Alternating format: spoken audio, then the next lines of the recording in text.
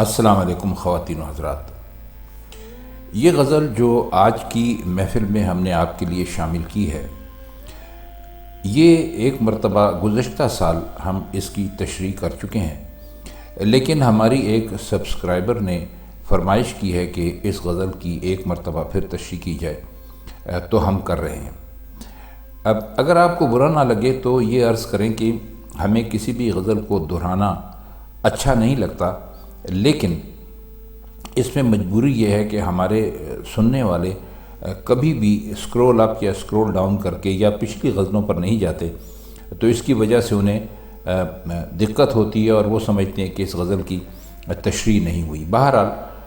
یہ تعلیم ہے، اس میں اگر ایک لیکچر 2 مرتبہ یا 3 مرتبہ دے دی جائے تب بھی کوئی حرج نہیں ہے۔ تو غزل ہے، اس کا پہلا شعر ہے: ابن مریم ہوا کرے کوئی، میرے دکھ کی دوا کرے کوئی۔ ابن مریم کہتے ہیں حضرت عیسیٰ علیہ السلام کو، کہتے ہیں کہ ان کے ظاہر ہے کہ ان کے والد نہیں تھے اور ان کو ان کی ماں نے جنم دیا تھا، تو اس لیے ان کو ابن مریم کہتے ہیں، یعنی مریم کا بیٹا۔ کیونکہ عموماً تو یہ ہوتا ہے، عربی میں آپ نے دیکھا کہ جس کا بیٹا ہوتا ہے اس کا نام لگایا جاتا ہے ابن فلاں ابن فلاں، لیکن چونکہ ان کے کوئی والد نہیں تھے، والدہ سے انہوں نے جنم لیا تھا، تو ان کو اس لیے ابن مریم کہا جاتا ہے، یعنی مریم کا بیٹا۔ اب وہ کہہ یہ رہے ہیں کہ ابن مریم یعنی حضرت عیسیٰ ہیں تو ہوا کریں۔ بلا شبہ ان کے جو معجزہ تھا اس سے بیماروں کو شفا ملتی تھی اور مردے بھی زندہ ہوتے تھے، لیکن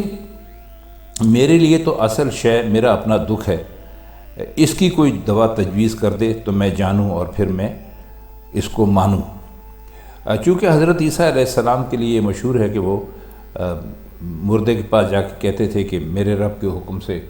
اٹھ کھڑا ہو، تو مردے زندہ ہو جایا کرتے تھے۔ تو اس لیے وہ یہ کہتے ہیں کہ بھئی اتنا بڑا معجزہ تو وہ ضرور کر سکتے ہیں، لیکن مجھے لگتا ہے کہ میرا جو دکھ ہے، میری جو پریشانی ہے، اس کا علاج اگر وہ تجویز کر تو پھر میں اس بات کو مانوں گا۔ اگلا شعر دیکھیے: شرع و آئین پر مدار سہی، ایسے قاتل کا کیا کرے کوئی۔ مدار کا مطلب ہوتا ہے انحصار کرنا کسی بھی چیز کے اوپر، اور آئین تو آپ جانتے ہیں کیا ہوتا ہے، ایک دستور ہوتا ہے، ایک طریقہ ہوتا ہے جس کے مطابق قوانین بنے ہوئے ہوتے ہیں اور ان قوانین پر عمل کیا جاتا ہے۔ آئین اس لیے بنایا جاتا ہے کہ ایسا نہ ہو کہ کوئی قانون اگر بنا ہوا ہے، اگر بنا ہوا نہیں ہے تو اس میں قصوروار بچ جائیں اور جو بے قصور ہے اس کو سزا مل جائے، تو اس لیے ایک آئین بنا دیا جاتا ہے جس کے تحت قوانین بنتے ہیں جو سب کے لیے برابر ہوتے ہیں۔ تو غالب کہتے ہیں کہ میں نے مانا کہ مقدمے کا فیصلہ شریعت اور قانون کے مطابق ہوگا، کیونکہ انحصار انہی دونوں چیزوں پر ہے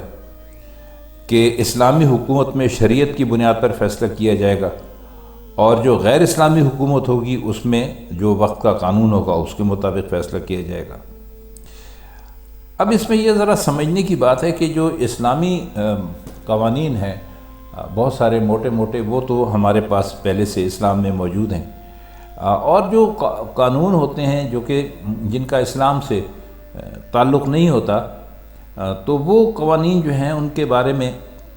وہ یہ کہہ رہے ہیں کہ اگر ہمارے یعنی جو ہمارا مقدمہ ہے اس کا فیصلہ ہوگا، تو کہتے ہیں شریعت کو بھی دیکھ لیں یا آپ دوسرے دنیا کے قوانین کو بھی دیکھ لیں، دونوں میں گواہ تو ہوتے ہی ہیں، اور اگر کسی کو قتل کیا جاتا ہے تو قتل کرنے کا آلہ بھی پیش کیا جاتا ہے کہ بھئی بندوق ہے، پستول ہے، چھری ہے، چاقو ہے، کیا ہے۔ تو یہ بھی دیکھا جاتا ہے کہ بھئی مقتول کو کس کس آلے سے چوٹ پہنچائی گئی، نقصان پہنچایا گیا، ضربیں لگائی گئی، لیکن وہ کہتے یہ ہیں کہ جو ہے کہ ایسے قاتل کا کیا کرے کوئی۔ اب ذرا یہ بات سمجھنے کی ہے۔ وہ کہتے ہیں کہ میرا جو قاتل ہے وہ تو اپنی اداؤں سے کام لیتا ہے، اپنے نخروں سے کام لیتا ہے، اپنی نگاہوں سے کام لیتا ہے، اور جب وہ ہمیں دیکھتا ہے تو ایسی نگاہوں سے دیکھتا ہے کہ ہم مر جاتے ہیں، اور جب ہم مر جاتے ہیں اور اگر اس پر کوئی مقدمہ بنایا بھی جائے، اول تو مقدمہ ہی نہیں بنتا، اور اگر مقدمہ بنایا بھی جائے تو اس کو ثابت کس طرح کیا جا سکتا ہے؟ اس لیے کہ دنیا کا کوئی بھی قانون ہو، اس میں اگر کوئی کسی کو پیار سے دیکھ لے یا کوئی بہت حسین کسی کی طرف نگاہیں اٹھا کے اس کو دیکھ لے اور وہ مر جائے، تو اس کا تو دنیا کے کسی قانون میں کوئی علاج ہے ہی نہیں، کوئی سزا ہے ہی نہیں۔ تو وہ یہ کہتے ہیں کہ بھائی وہ ٹھیک ہے، شرع اپنی جگہ پر ہے، قانون اپنی جگہ پہ ہے، لیکن ہمیں مارنے والا جو ہے اس نے تو کسی نہ خنجر سے کام لیا، نہ بندوق سے کام لیا، نہ پستول سے کام لیا، اس نے تو ہمیں بس جی بھر کے دیکھا، ایک مرتبہ نظر بھر کے دیکھا اور ہم مر گئے، تو اس سے تو اب کوئی باز پرس ہو ہی نہیں سکتی، اس کے اوپر تو کوئی الزام ہی نہیں آتا۔ شعر دیکھیے کہ چال جیسے کڑی کمان کا تیر، دل میں ایسے کہ جا کرے کوئی۔ کڑی کمان کہتے ہیں، جب تیر کمان ہوتا ہے آپ نے دیکھا ہی ہوگا، کڑی کمان کہتے ہیں وہ کمان جو سخت ہونے کے باعث بہت زور لگا کر کھینچی جاتی ہے، اور اس کا تیر بہت ہی تیزی سے بہت دور پہنچ جاتا ہے۔ ظاہر ہے کہ کمان کو جتنا کھینچا جاتا ہے اور تیر چھوڑا جاتا ہے تو وہ اس سے اسی زور سے وہ نکلتا ہے اور جا کے وہ کسی کا بھی جہاں کو لگنا ہوتا ہے وہ لگ جاتا ہے۔ تو اس کا کوئی لمبا چوڑا مطلب نہیں ہے، وہ بس کہہ یہ رہے ہیں کہ میرے محبوب کی جو چال ہے وہ ایسی ہے جیسے کڑی کمان کا تیر ہو، اور محبوب کے دل میں تو جگہ پیدا کرنا بس کار دارد ہے، اس میں کوئی کامیاب ہو تو دیکھنا چاہیے۔ اس کا شعر نمبر 4 ہے، بات پر وہاں زبان کٹتی ہے، وہ کہیں اور سنا کرے کوئی۔ وہاں کا مطلب ہوتا ہے وہاں، یہ ہم آپ کو پہلے بھی بتا چکے ہیں، اور بات پر زبان کٹنا جو ہے وہ ایک محاورہ ہے۔ اس کا مطلب یہ ہوتا ہے کہ منہ سے بات نکلتے ہی سننے والے کو غصہ آ جانا، اور وہ غصے سے آپ سے آگے سے بحث مباحثہ شروع کر دے، تو اس کو کہتے ہیں کہ جی یہاں تو بات کرتے ہوئے ہماری زبان کٹتی، یعنی ہم بات ابھی کرتے ہیں، ہمارے منہ سے نکلتی ہے تو دوسرے ایک دم ہم سے خفا ہو جاتے ہیں۔ اصل میں محبوب کو ہی انہوں نے مخاطب کیا ہے اس میں، ورنہ تو گفتگو کا طریقہ یہ ہوتا ہے کہ آپ نے بات کی، دوسرے نے سنی، پھر اس نے پورے اطمینان سے اس کا جواب دیا، پھر آپ نے اس کی بات کا جواب دیا۔ لیکن یہ کہتے ہیں کہ بھئی وہاں سے مطلب ہے محبوب کے سامنے یا محبوب کی بزم میں یا اس کی محفل میں یا اس کی مجلس میں، کہتے ہیں کہ وہاں تو بات کرنا بہت ہی مشکل ہے، یعنی یہاں آپ کے منہ سے بات نکلی اور وہاں وہ آپ سے ناراض ہو گئے، تو پھر ہمارے پاس خاموشی کے سوا اور کوئی چارہ ہی نہیں رہتا، تو جب خاموشی اختیار کیے رہتے ہیں تو اپنے دل کی بات اس سے نہیں کہہ سکتے۔ چنانچہ وہ اس معاملے کو شکایت کے انداز میں اس شعر میں پیش کر رہے ہیں۔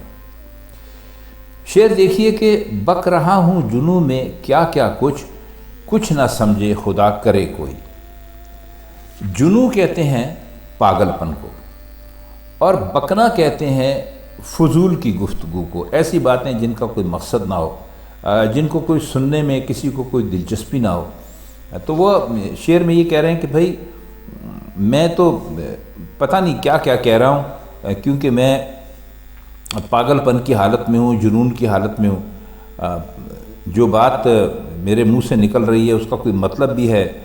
یا اس کا کوئی مطلب نہیں ہے، مجھے کچھ پتہ نہیں،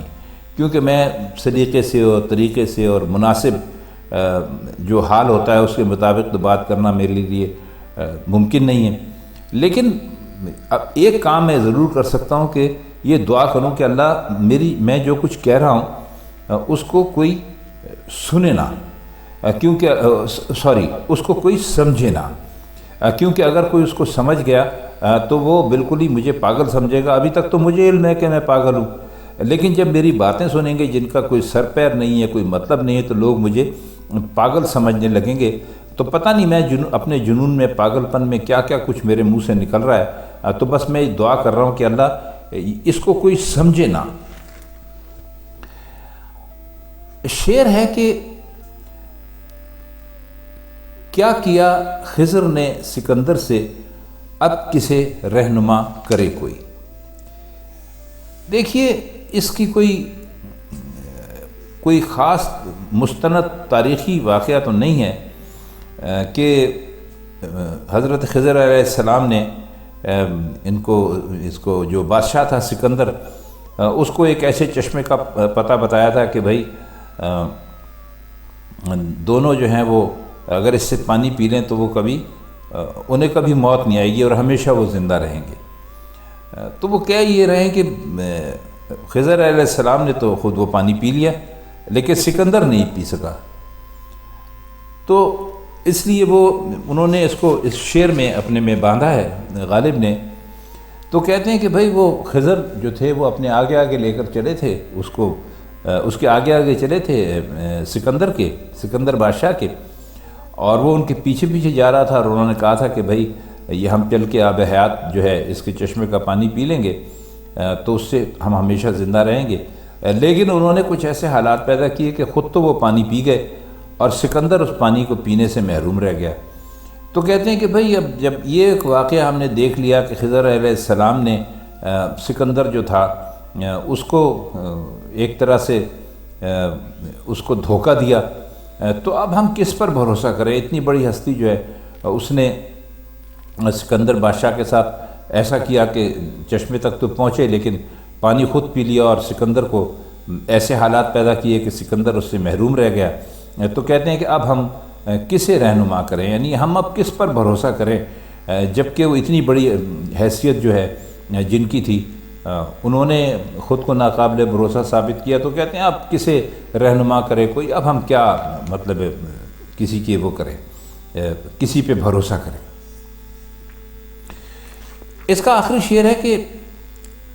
جب توقع ہی اٹھ گئی غالب، کیوں کسی کا گلہ کرے کوئی۔ توقع آپ جانتے ہیں کسے کہتے ہیں، کسی سے کوئی امید باندھ کے رکھنا، اس کو توقع کہتے ہیں۔ تو وہ کہتے ہیں کہ اپنے آپ سے مخاطب ہے کہ بھئی جب امید ہی باقی نہیں رہی تو کسی کا گلہ شکوہ کرنے سے فائدہ کیا ہے، اور کیوں کریں؟ گلہ شکوہ ہمیشہ اس سے کیا جاتا ہے جس سے کچھ امید ہو۔ جب بنیادی موجود نہیں ہے تو عمارت بنانے کی کیا ضرورت ہے؟ تو یہ شعر انہوں نے بس بہت ہی جیسے کہنا چاہیے کہ ایک ایسے عالم میں کہا ہے کہ جب انسان